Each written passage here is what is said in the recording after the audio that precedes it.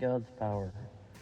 There's a hard truth in that sentence, one most of us spend a great deal of time trying to avoid.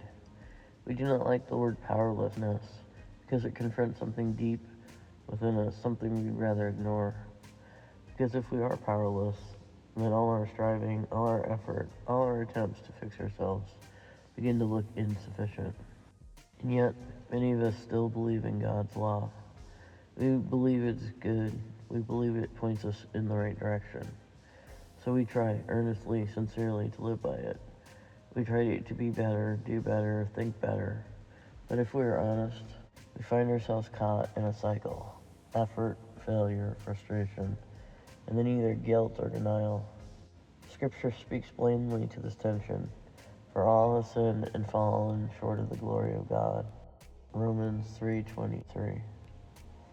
Not some, not the obviously broken, all.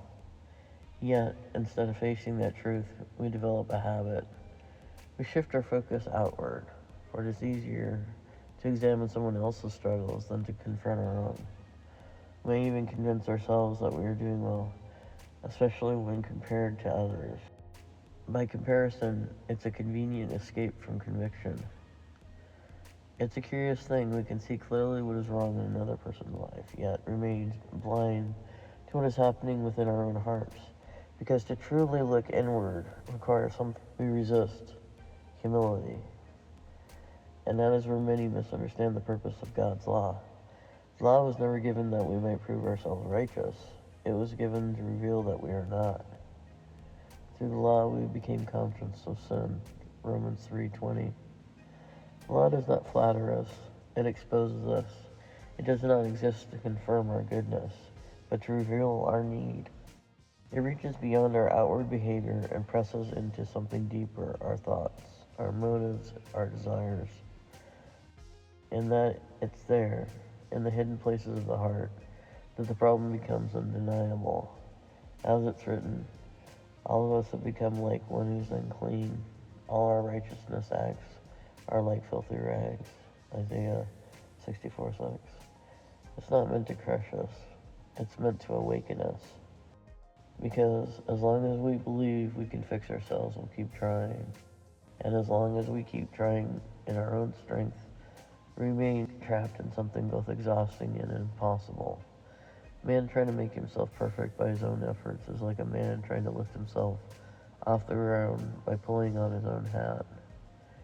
There's effort, even sincerity, but no real progress. Problem is not what we do, but what we are.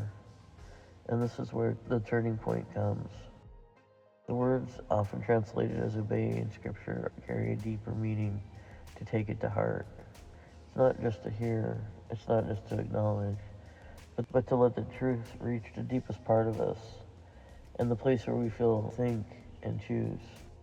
When we finally allow ourselves to take this truth to heart, that we are powerless, that we cannot make ourselves whole, that our lives are in fact unmanageable apart from God, we arrive at what feels like defeat.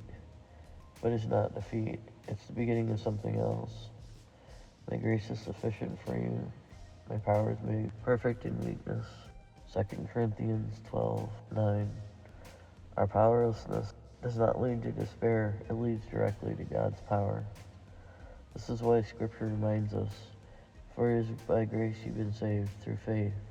And this is not of yourselves, it is the gift of God, not by works, so that no one can boast, not by effort, not by striving, not by proving ourselves worthy, by grace, unearned, undeserved, freely given. Because the law was never meant to be a ladder we climb to reach God.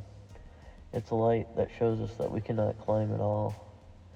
And that realization, if we let it reach our hearts, changes everything. Our powerlessness leads us directly to God's power.